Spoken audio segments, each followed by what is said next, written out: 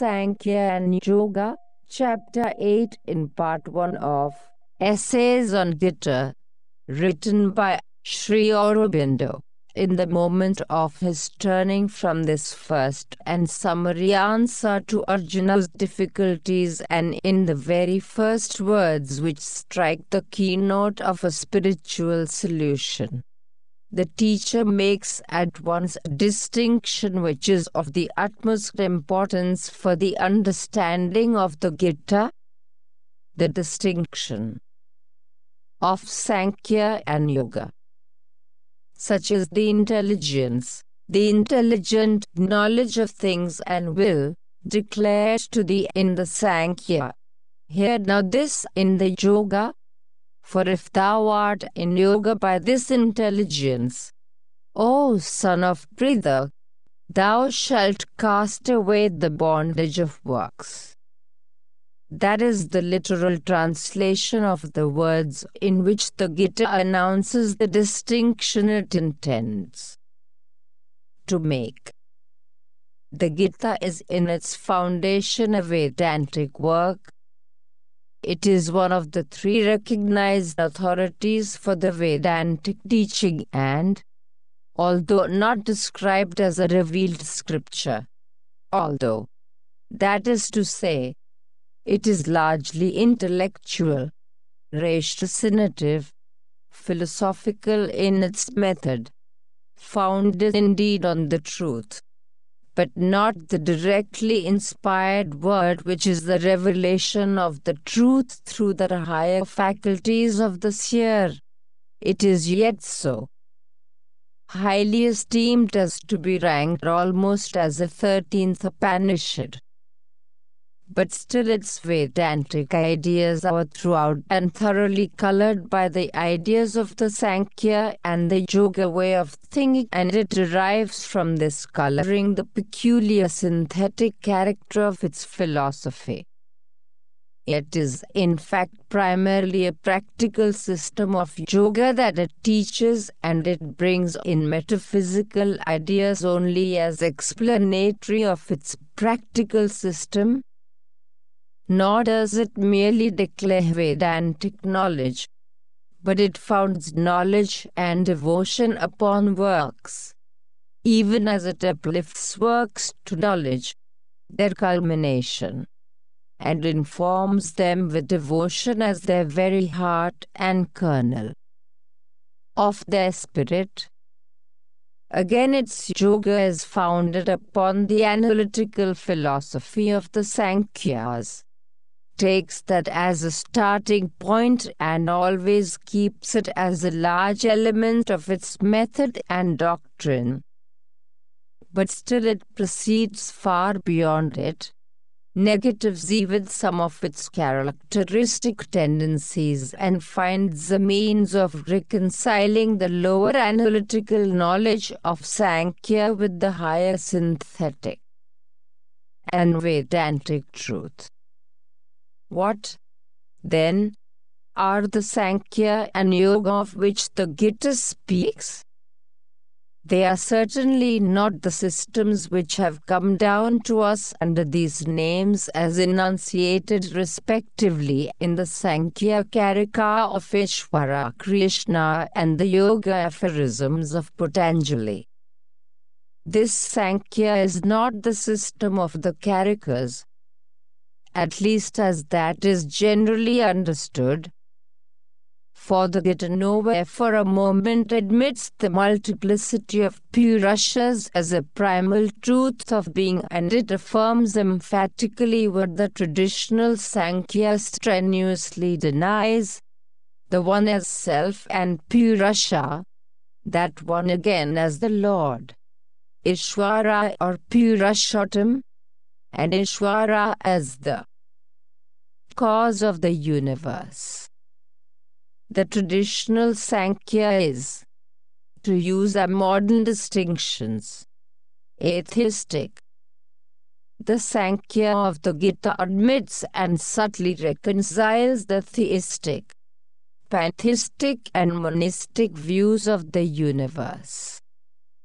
Nor is this yoga the yoga system of Patanjali, for that is a purely subjective method of Raja Yoga, an internal discipline, limited, rigidly cut out, severely and scientifically graded, by which the mind is progressively stilled and taken up into samadhi so that we may gain the temporal and eternal results of this self-exceeding.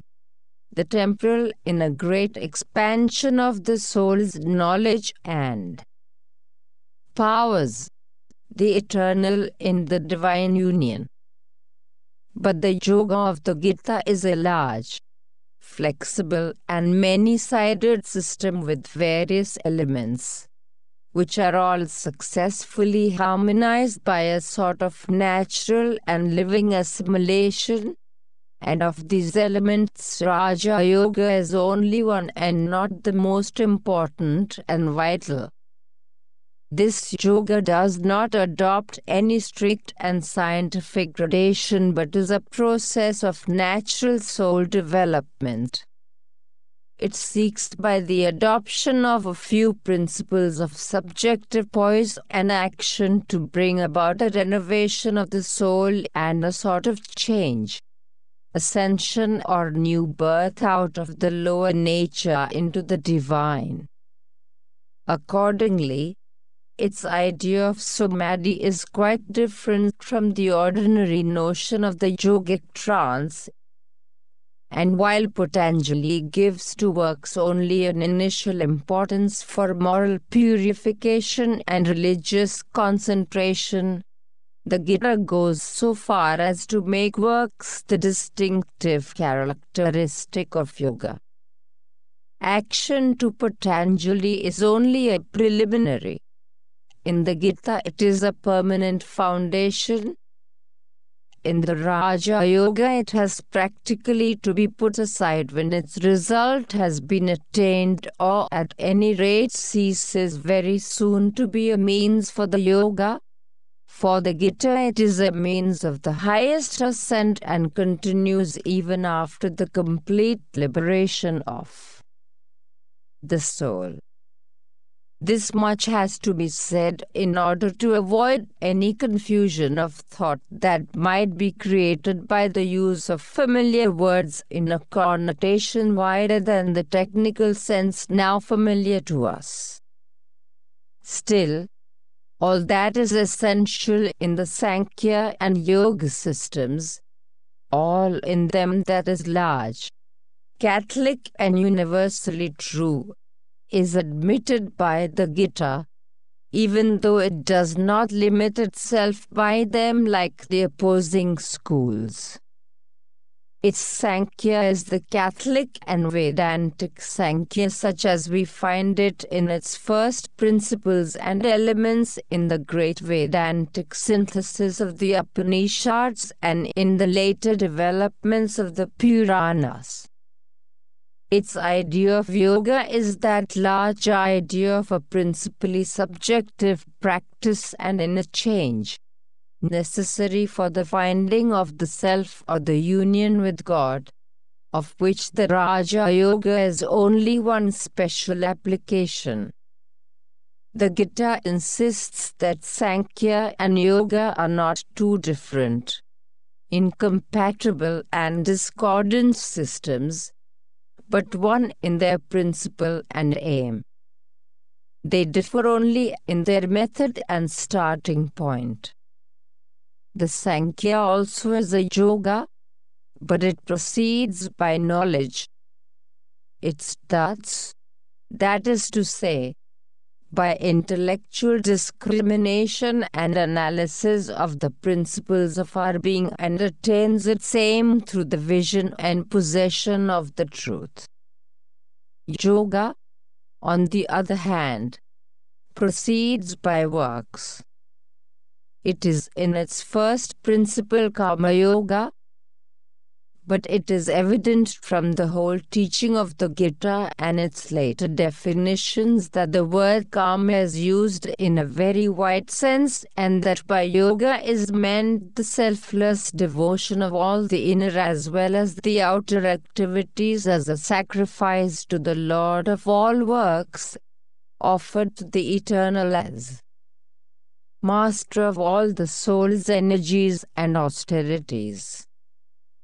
Yoga is the practice of the truth of which knowledge gives the vision, and its practice has for its motive power a spirit of illumined devotion, of calm or fervent consecration to that which knowledge sees to be the highest. But what are the truths of Sankhya? The philosophy drew its name from its analytical process. Sankhya is the analysis, the enumeration, the separative and discriminative setting forth of the principles of our being, of which the ordinary mind sees only the combinations and results of combination. It did not seek at all to syncretize. Its original standpoint is in fact dualistic, not with the very relative dualism of the Vedantic schools which call themselves by that name, Dvaita, but in a very absolute and trenchant fashion. For it explains existence not by one, but by two original principles whose interrelation is the cause of the universe: Purusha, the inactive, Prakriti, the active. Purusha is the soul, not in the ordinary or popular sense of the word, but of pure conscious being, immobile, immutable, and self-luminous. Prakriti is energy and its process. Purusha does nothing, but it reflects the action of energy and its processes. Prakriti is mechanical, but by being reflected in Purusha, it assumes the appearance of consciousness in its activities, and thus there are created those phenomena of creation, conservation, dissolution, birth and life and death, consciousness and unconsciousness, sense knowledge and intellectual knowledge and ignorance, action and inaction, happiness and suffering, which the Purusha under the influence of Prakriti attributes to itself, although they belong not at all to itself but to the action or movement of Prakriti alone. For Prakriti is constituted of three gunas, as or essential modes of energy. Sattva, the seed of intelligence, conserves the workings of energy. Rajas, the seed of force and action, creates the workings of energy. Tamas, the seed of inertia and non-intelligence, the denial of sattva and rajas, dissolves what they create and conserve. When these three powers of the energy of Prakriti are in a state of equilibrium, all is in rest. There is no movement, action or creation, and there is therefore nothing to be reflected in the immutable luminous being of the conscious soul. But when the equilibrium is disturbed, then the three gunas fall into a state of inequality in which they strive with and act upon each other, and the whole inextricable business of ceaseless creation, conservation and dissolution begins, unrolling the phenomena of the cosmos. This continues so long as the Purusha consents to reflect the disturbance which obscures his eternal nature and attributes to it the nature of Prakriti, But when he withdraws his consent, the gunners fall into equilibrium and the soul returns to its eternal and changing immobility. It is delivered from phenomena. This reflection and this giving or withdrawal of consent seem to be the only powers of Purusha. He is the witness of nature by virtue of reflection and the giver of the sanction, S.X. I and ornament of the GITA, but not actively the Ishvara. Even his giving of consent is passive and his withdrawing of consent is only another passivity. All action, subjective or objective, is foreign to the soul. It has neither an active will nor an active intelligence. It cannot therefore be the sole cause of the cosmos, and the affirmation of a second cause becomes necessary. Not soul alone by its nature of conscious knowledge, will and delight is the cause of the universe, but soul and nature are the dual cause, a passive consciousness and an active energy. So the Sankhya explains the existence of the cosmos. But whence then come this conscious intelligence and conscious will which we perceive to be so large a part of our being and which we commonly and instinctively refer not to the Prakriti, but to the Purusha? According to the Sankhya, this intelligence and will are entirely a part of the mechanical energy of nature and are not properties of the soul. They are the principle of Buddhi, one of the 24 tattvas, the 24 cosmic principles. Prakriti, in the evolution of the world, bases herself with her three gunas in her as the original substance of things, unmanifest, inconscient, out of which are evolved successively 5 elemental conditions of energy or matter. For matter and force are the same in the Sankhya philosophy. These are called by the names of the 5 concrete elements of ancient thought: ether, air, fire, water and earth. But it must be remembered that they are not elements in the modern scientific sense but subtle conditions of material energy and nowhere to be found in their purity in the gross material world. All objects are created by the combination of these 5 subtle conditions or elements. Again, each of these 5 is the base of one of 5 subtle properties of energy or matter: sound, touch, form, taste and smell, which constitute the way in which the mind sense perceives objects. Thus, by these 5 elements of matter put forth from primary energy and these 5 sense relations through which matter is known is evolved what we would call in modern language the objective aspect of cosmic existence. 13 other principles constitute the subjective aspect of the cosmic energy: Buddhi or Mrihat, Ahankara, Manas and its 10 sense functions, 5 of knowledge, 5 of action. Manas, mind, is the original sense which perceives all objects and reacts upon them.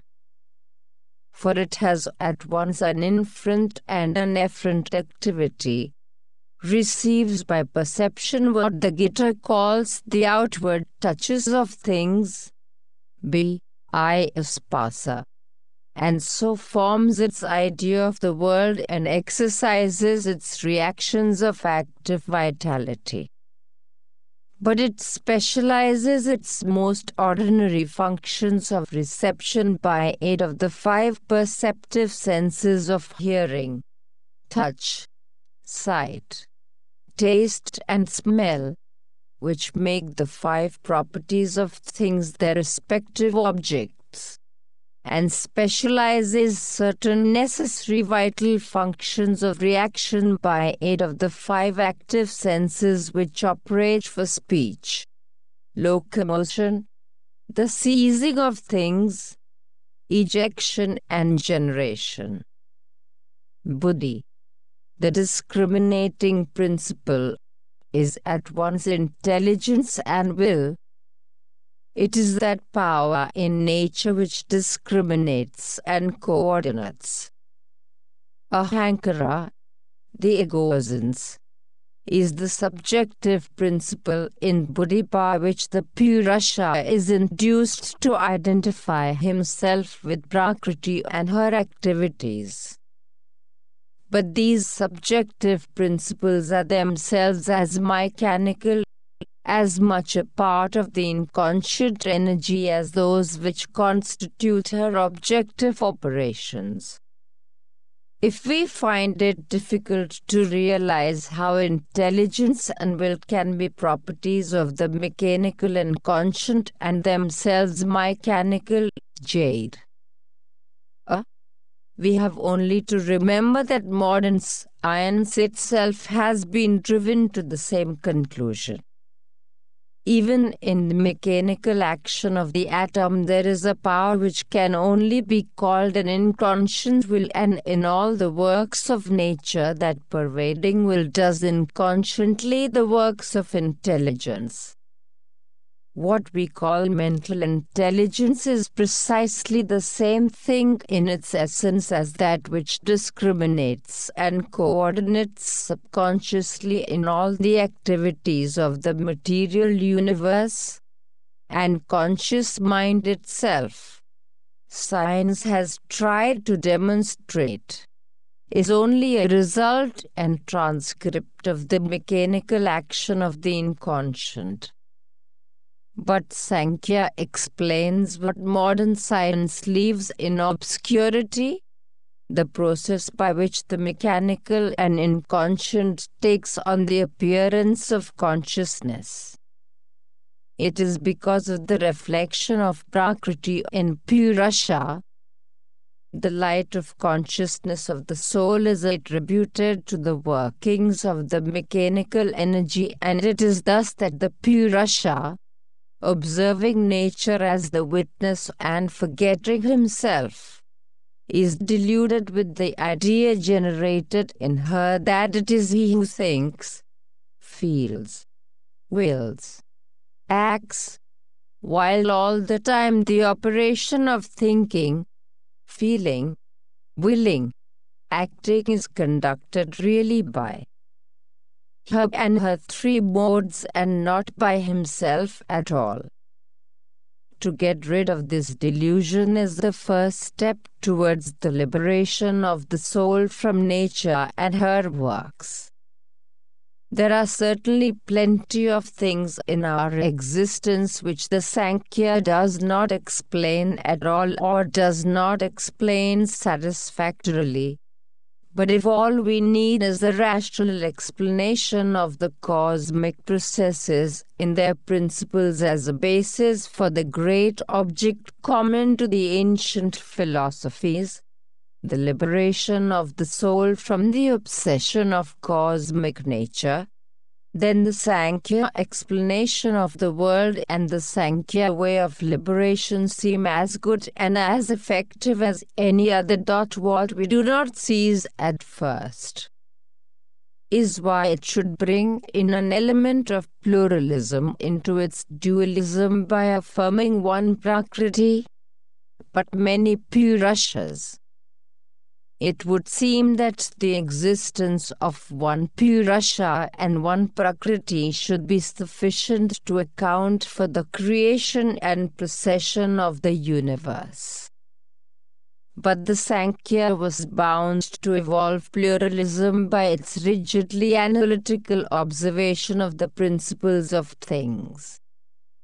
First, actually, we find that there are many conscious beings in the world, and each regards the same world in his own way and has his independent experience of its subjective and objective things, his separate dealings with the same perceptive and reactive processes. If there were only one Purusha, there would not be this central independence and separativeness, but all would see the world in an identical fashion and with a common subjectivity and objectivity. Because Prakriti is one, all witness the same world. Because her principles are everywhere the same, the general principles which constitute internal and external experience are the same for all. But the infinite difference of view and outlook and attitude, action and experience and escape from experience, a difference not of the natural operations which are the same but of the witnessing consciousness, are utterly inexplicable except on the supposition that there is a multiplicity of witnesses, many Purushas. The separative ego sense, we may say, is a sufficient explanation. But the ego sense is a common principle of nature and need not vary, for by itself it simply induces the Purusha to identify himself with Prakriti. And if there is only one Purusha, all beings would be one, joined and alike in their egoistic consciousness. However different in detail might be the mere forms and combinations of their natural parts, there would be no difference of soul outlook and soul experience. The variations of nature ought not to make all this central difference, this multiplicity of outlook and from beginning to end this separateness of experience in one witness, one Purusha. Therefore, the pluralism of souls is a logical necessity to a pure Sankhya system divorced from the Vedantic elements of the ancient knowledge which first gave it birth. The cosmos and its process can be explained by the commerce of one Prakriti with one Purusha, but not the multiplicity of conscious beings in the cosmos. There is another difficulty quite as formidable. Liberation is the object set before itself by this philosophy as by others. This liberation is effected, we have said, by the Purusha's withdrawal of his consent from the activities of Prakriti which she conducts only for his pleasure. But, in sum, this is only a way of speaking. The Purusha is passive and the act of giving or withdrawing consent cannot really belong to it, but must be a movement in Prakriti itself. If we consider, we shall see that it is, so far as it is an operation, a movement of reversal or recoil in the principle of buddhi, the discriminative will. Buddhi has been lending itself to the perceptions of the mind sense. It has been busy discriminating and coordinating the operations of the cosmic energy and by the aid of the ego sense identifying the witness with her works of thought, sense and action. It arrives by the process of discriminating things at the acid and dissolvent realization that this identity is a delusion.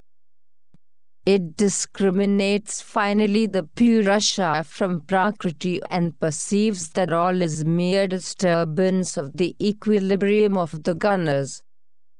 The buddhi, at once intelligence and will, recoils from the falsehood which it has been supporting, and the Purusha, ceasing to be bound, no longer associates himself with the interest of the mind in the cosmic play. The ultimate result will be that Prakriti will lose her power to reflect herself in the Purusha, for the effect of the ego sense is destroyed and the intelligent will, becoming indifferent, ceases to be the means of her sanction. Necessarily then her gunas must fall into a state of equilibrium. The cosmic play must cease. The Purusha return to his immobile repose. But if there were only the one Purusha, and this recoil of the discriminating principle from its delusions took place, all cosmos would cease. As it is, we see that nothing of the kind happens. A few beings among innumerable millions attain to liberation or move towards it. The rest are in no way affected, nor is cosmic nature in her play with them one whit inconvenienced by this summary rejection which should be the end of all her processes. Only by the theory of many independent Purushas can this fact be explained. The only at all logical explanation from the point of view of Vedantic monism is that of Trimayavada. But there the whole thing becomes a dream. Both bondage and liberation are circumstances of the unreality, the empirical blunderings of Maya. In reality there is none freed, none bound. The more realistic Sankhya view of things does not admit this phantasmagoric idea of existence and therefore cannot adopt this solution. Here too we see that the multiplicity of souls is an inevitable conclusion from the data of the Sankhya analysis of existence. The GITA starts from this analysis and seems at first, even in its setting forth of yoga, to accept it almost wholly. It accepts Prakriti and her 3 gunas and 24 principles, accepts the attribution of all action to the Prakriti and the passivity of the Purusha, accepts the multiplicity of conscious beings in the cosmos, accepts the dissolution of the identifying ego sense, the discriminating action of the intelligent will and the transcendence of the action of the 3 modes of energy as the means of liberation. The yoga which Arjuna is asked to practice from the outset is yoga by the buddhi, the intelligent will. But there is one deviation of capital importance. The Purusha is regarded as one, not many. For the free, immaterial, immobile, eternal, immutable self of the GITA, but for one detail, is a Vedantic description of the eternal, passive, immobile, immutable Purusha of the Sankhyas. But the capital difference is that there is one and not many. This brings in the whole difficulty which the Sankhya multiplicity avoids and necessitates a quite different solution. This the GITA provides by bringing into its Vedantic Sankhya the ideas and principles of Vedantic Yoga. The first important new element we find is in the conception of Purusha itself. Prakriti conducts her activities for the pleasure of Purusha. But how is that pleasure determined? In the strict Sankhya analysis, it can only be by a passive consent of the silent witness. Passively, the witness consents to the action of the intelligent will and the ego sense. Passively, he consents to the recoil of that will from the ego sense. He is witness, source of the consent, by reflection upholder of the work of nature. X. Ornament, abhat, but nothing more. But the Purusha of the Gita is also the Lord of nature. He is Ishvara.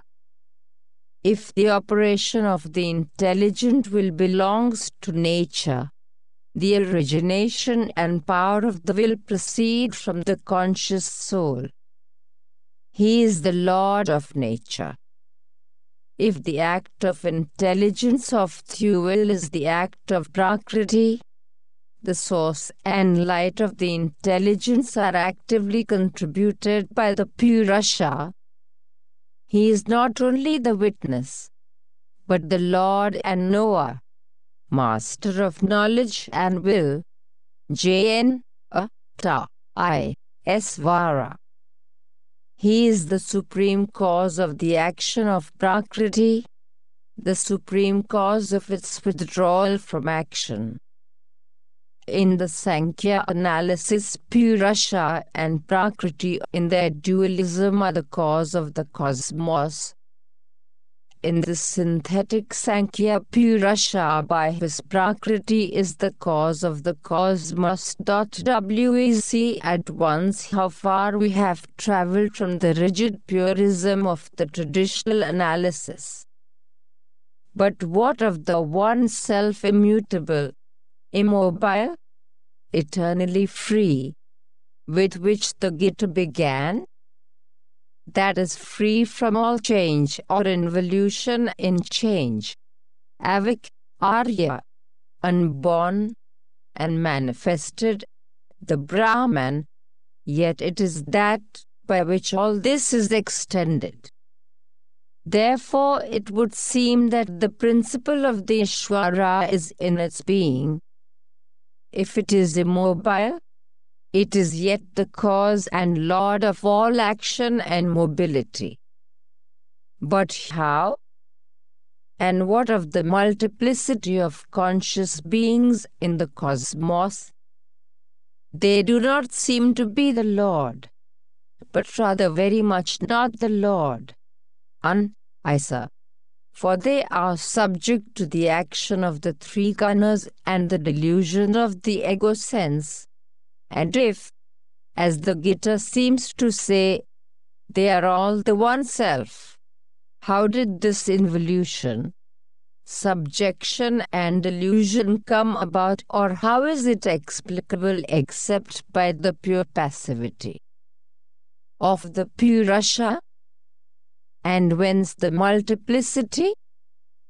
Or how is it that the one self in one body and mind attains to liberation while in others it remains under the delusion of bondage? These are difficulties which cannot be passed by without a solution.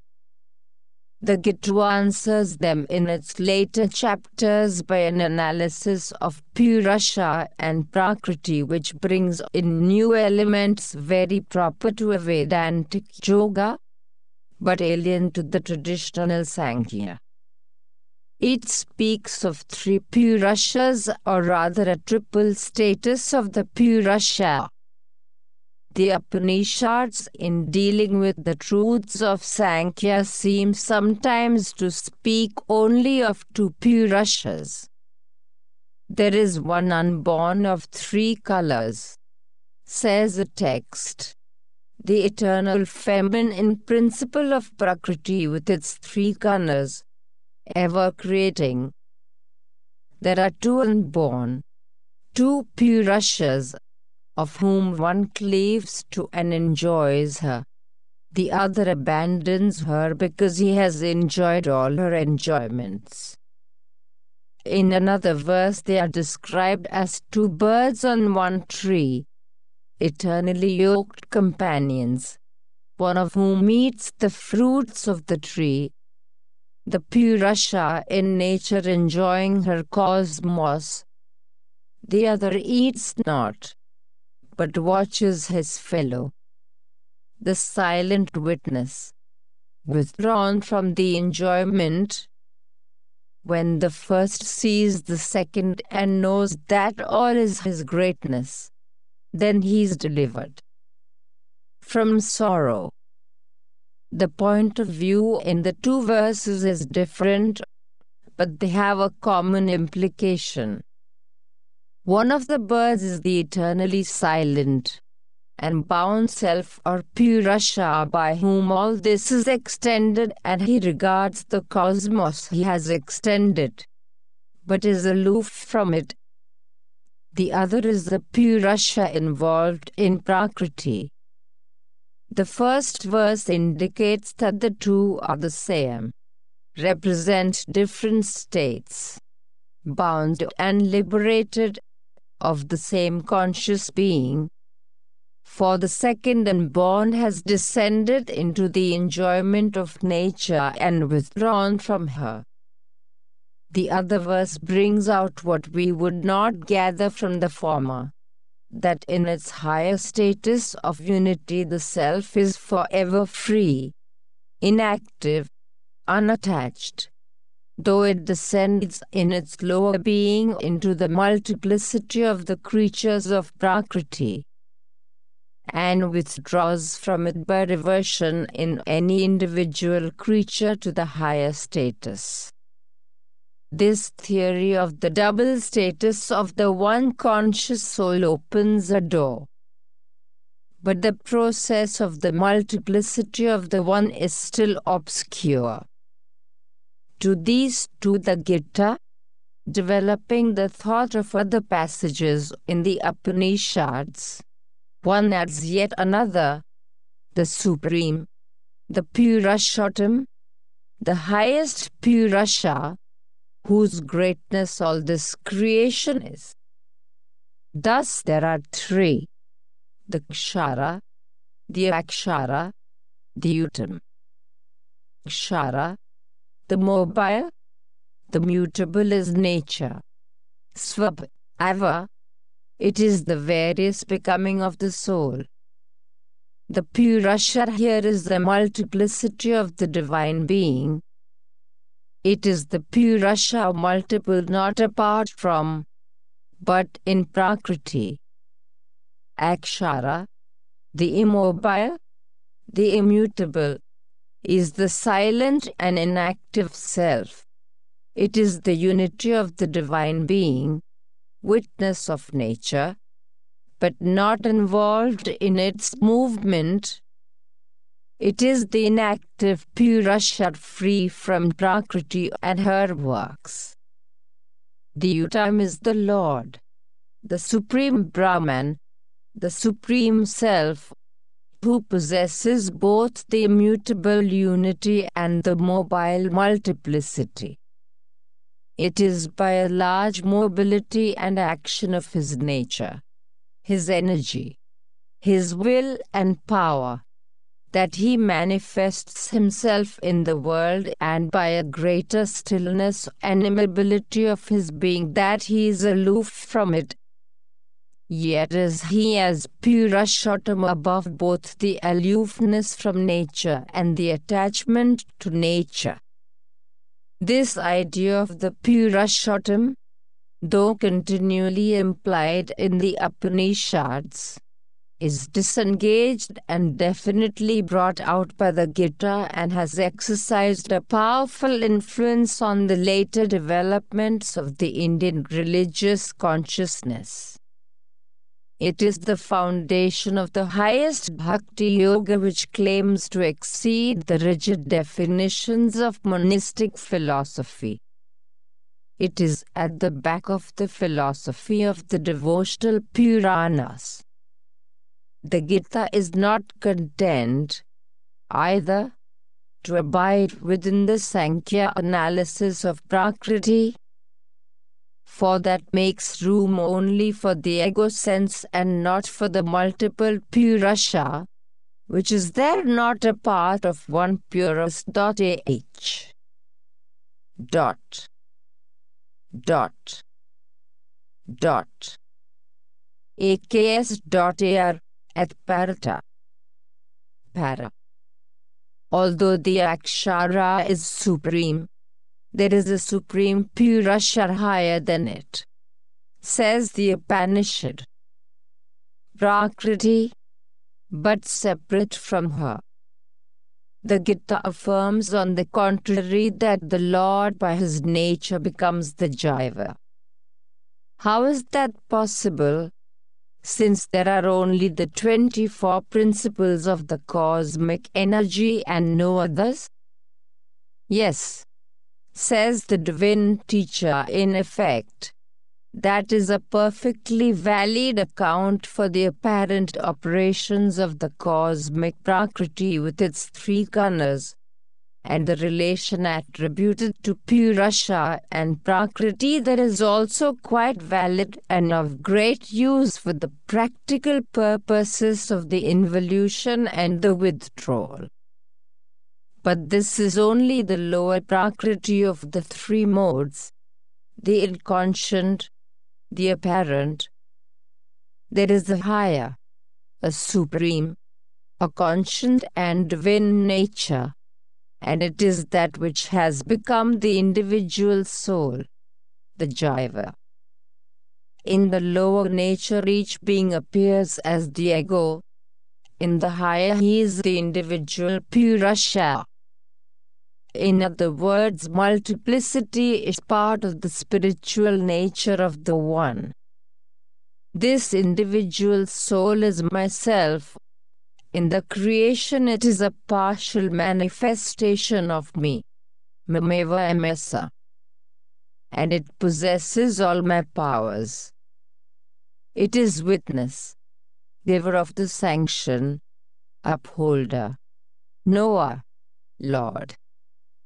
It descends into the lower nature and thinks itself bound by action, so to enjoy the lower being, it can draw back and know itself as the passive Purusha free from all action. It can rise above the three gunas and, liberated from the bondage of action, yet possess action, even as I do myself, and by adoration of the Purushottam and union with him it can enjoy wholly its divine nature. Such is the analysis, not confining itself to the apparent cosmic process but penetrating into the occult secrets of superconscious nature, Uttamam Rahasyam, by which the Gita founds its synthesis of Vedanta, Sankhya and Yoga, its synthesis of knowledge, works and devotion. By the pure Sankhya alone the combining of works and liberation is contradictory and impossible. By pure monism alone the permanent continuation of works as a part of yoga and the indulgence of devotion after perfect knowledge and liberation and union are attained, become impossible or at least irrational and osseous. The Sankhya knowledge of the Gita dissipates and the yoga system of the Gita triumphs over all these obstacles. The end of Chapter 8.